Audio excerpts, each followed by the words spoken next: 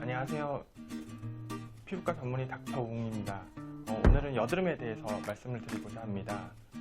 저희가 이제 저희 병원에 이제 여드름으로 오시는 환자분들은 크게 이제 제가 여드름, 그다음에 여드름 자국, 그다음에 여드름 흉터 이렇게 크게 세 가지로 나누어서 이제 설명을 해드리는데요. 그러니까 환자분들이 특히 이제 대학가에 있다 보니까 생각보다 여드름 흉터라고 오시는 분들의 한 대부분 뭐 한 70%, 80% 정도는 여드름 자국인데 그걸 여드름 흉터로 이제 오진해서 이제 오는 경우가 제일 많은 것 같습니다. 그래서 오늘은 그 부분에 대해서 이제 제일 많이 말씀을 드리고자 합니다.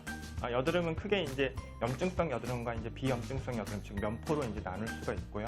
그리고 이제 여드름 자국, 그러니까 여드름 홍반 이렇게 얘기하는데 그게 이제 오래 지속되다 보면 이제 그게 여드름 흉터로 변하게 되는데 그 여드름 흉터와 여드름 붉은색 자국을 이제 구분을 못해서 이제 오시는 경우가 제일 많고 위 슬라이드처럼 여드름 흉터는 이렇게 파인 자국이 있는 흉터를 여드름 흉터, 아크네 스카라고 하고요. 그러니까 여드름이 나고 나서 이제 후유증, 붉은색 후유증을 저희가 여드름 자국, 붉은 자국, 여드름 마크 이렇게 얘기를 하고 이런 여드름 붉은 자국이 이제 같은 부위에서 이제 3년 이상 지속되면 이제 90%가 여드름 흉터로 이제 진행이 되는 것으로 알려져 있습니다. 그래서 이렇게 여드름 붉은색 자국이 진짜 흉터가 되기 전에 조기 치료를 해주시는 것이 중요하며 그 치료 방법에 대해서 오늘 말씀을 드리고자 합니다.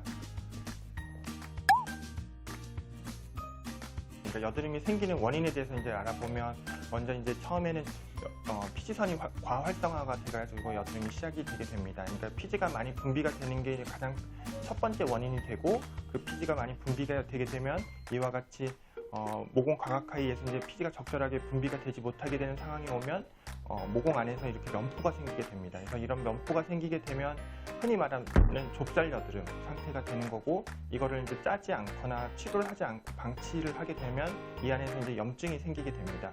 이런 염증 반응이 지속되게 되면 이 안에서 이제 흔히 저희가 여드름균이라고 하는 것이 이제 증식하게 되면서 세균 증식이 되면서 이제 아픈 여드름, 흔히 말하는 염증성 여드름이 생기게 됩니다. 그러니까 이런 것들이 좋아지고 나서도 요즘에는 이제 피부 장벽이 파괴돼서 여드름 붉은 자국이 남게 되는데 이 피부 장벽이 파괴돼서 생기는 여드름 붉은 자국에 대해서 오늘 말씀드리고자 합니다.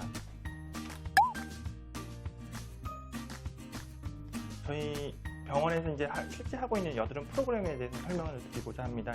사실 이제 대부분 이제 여드름을 앓고 있는 분들이 젊으신 분들이 많다 보니까 사실 이제 가격적인 부분도 참 저항이 좀 있는 편입니다. 그래서 저희는 오시는 분들한테 무조건 이제 프로그램을 권유하지는 않지만 일단 저희 병원에서 하고 있는 프로그램과 이제 이 부분에 대해서 설명을 드리면 가장 기본이 되는 거는 먹는 약과 이제 바르는 연고 처방입니다. 그러니까 적절한 연고와 약만 처방을 해도 어느 정도 초기에는 잡을 수 있는 경우가 많고요.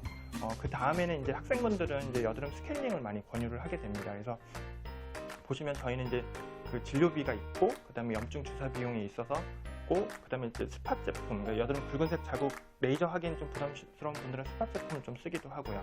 염증 주사는 염증성 여드름이 가장 빨리 좋아지는 방법이라서 사실 이 부분은 굉장히 많이 찾는 것 같습니다.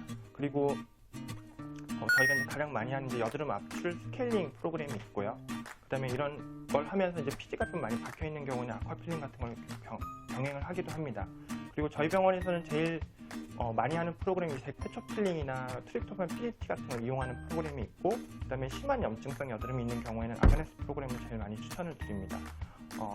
그 각각에 대해서 알아보면은 먼저 여드름 스케일링은 그냥 무난하게 이제 와서 이제 스케일링하고 압출 관리하고 이제 마무리하는 선에서 끝나는 부분이고요. 보통 이제 학생들은 이제 너무 아픈 거 싫어하시는 분들 위주로 진행을 하고 있습니다. 그리고 이제 저희 병원에서 제일 많이 하는 프로그램인데요.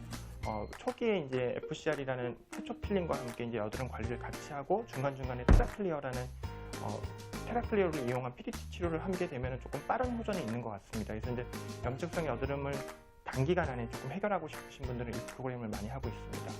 그리고 흔히 말해 난치성 여드름, 치료가 잘 안 되는 여드름, 같은 부위에 반복되는 여드름 또는 이제 성인에서 이제 턱 주위와 이제 입가 주변의 여드름이 반복되는 경우에는 이제 염증성 여드름 프로그램인 아그네스 프로그램을 제일 많이 추천을 드립니다. 저희 병원에서는 아그네스뿐만 아니라 레이저 압출이라고 해서 이제 CO2를 이용해서 레이저 압출을 같은 날에 병행을 하게 되는데 이렇게 했을 때는 단일 치료로는 가장 효과가 좋은 것 같습니다. 그래서 이 치료를 첫날 하게 되고 중간에 여드름 관리가 들어가고 5회차나 6회차에 다시 한번 이제 레이저 압출과 아그네스를 한 번 더 들어가게 되는데 이렇게 아그네스와 레이저 압출 2번을 하게 되면은 어느 정도는 잡히게 되고, 보통은 한 번에 프로그램이 끝나는 경우도 있지만 심한 경우에는 이 프로그램을 2번 내지 3번 하는 경우도 있는 것 같습니다. 그리고 이제 저희 병원에는 아무래도 이제 성인형 여드름 환자분들이 많은데, 이제 성인형 여드름 환자분들 중에서 민감성 피부가 동반되어 있는 경우에는 치료가 굉장히 어렵고, 이런 분들은 대부분 다른 병원에서 치료를 몇 번 했는데 할 땐 좀 좋아졌다가 또 나빠졌다 반복한다고 해서 오시는 경우가 제일 많은 것 같습니다. 그래서 아까 저희가 설명드렸던 그런 화장품이나 음식 조절 같은 것들을 충분히 하고, 그다음에 이제 기본부터 시작을 하는 거죠. 그렇게 하고 민감한 상태에 대해서 체크를 하고, 첫 번째는 일단 피부 장벽을 회복을 하는 게 우선이고, 그때는 이제 플라스톰이나 LDM이나 여러 가지 이제 관리 장비를 먼저 시도를 하게 됩니다. 그리고 그다음에 이제 여드름이 안 나는 것이 확인이 되고 나서 그다음에 이제 여드름 붉은색 자국 치료를 하게 됩니다. 이럴 때는 처음에는 이제 그 항생제를 잠깐 사용을 하게 되는데요.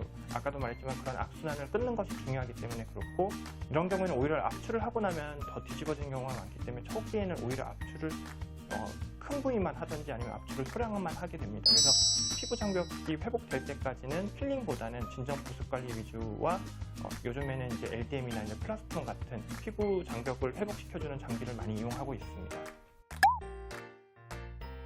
아그네스를 이용한 여드름 치료는 제가 아까도 말씀드렸지만 성인 여드름에서 제일 많이 사용하는 것 같고, 특히나 입가 주변이나 턱 주변에 만성적으로 여드름이 발생하고 또 같은 부위에 반복되는 경우에는 사실 다른 치료를 했을 땐 그때 뿐이지만 아그네스를 이용한 이제 여드름 치료를 하게 되면 그 부위에 반복적으로 여드름이 나는 부분을 치료하기 때문에 근본적인 치료가 되는 경우가 많은 것 같습니다. 물론 단점은 효과가 빠르게 나타나지는 않고, 한 달 간격으로 저희가 3회에서 5회 했을 때는 마지막 치료 후 한 3개월 정도, 그러니까 처음 치료하고 나서 한 6개월 정도 지났을 때는 그 부위에 여드름이 더 나지 않는 것을 관찰할 수 있으며, 이런 경우에는 흔히 말해 저희가 이제 여드름이 더 안 나는 완치 상태까지 가는 경우가 많습니다. 물론 제가 아까 말씀드린 그런 화장품이나 음식 조절이나 스트레스 조절을 잘 했을 때는 이런 완치가 가능한 경우고요.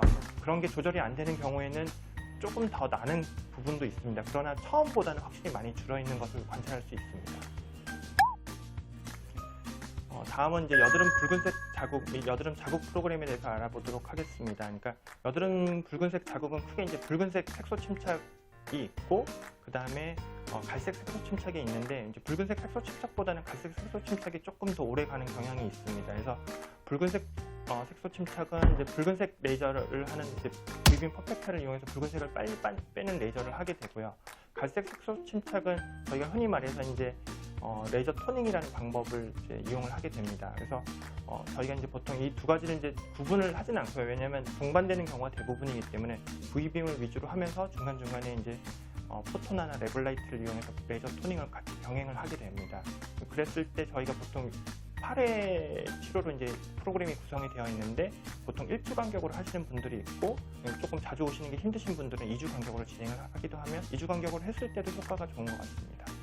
이런 여러 가지 치료 후에 이제 실패해서 오신 분들은 이제 레이저에 대한 반감이 있으신데, 사실 레이저는 피부 장벽이 회복되고 나서는 충분히 시도해볼만 하고, 저희가 사용하는 V빔 퍼펙터는 저희 병원에서 이제 100일 된 이제 애기들도 화염성 모반으로 치료하러 많이 오시는데, 100일 된 아이들도 할 수 있을 정도로 굉장히 안전한 레이저고, 제가 사용해본 레이저 중에서는 가장 부작용 빈도가 제일 적은 레이저인 것 같습니다. 그래서 이런 안전한 레이저를 하는 거는 민감성 피부에서도 충분히 가능하며, 특별한 과민 반응은 있는 분이 한 명도 없다고 하지는 못하겠지만, 그래도 대부분은 며칠 이내에 가라앉고 이제 영구적으로 남는 부작용은 없는 것 같습니다.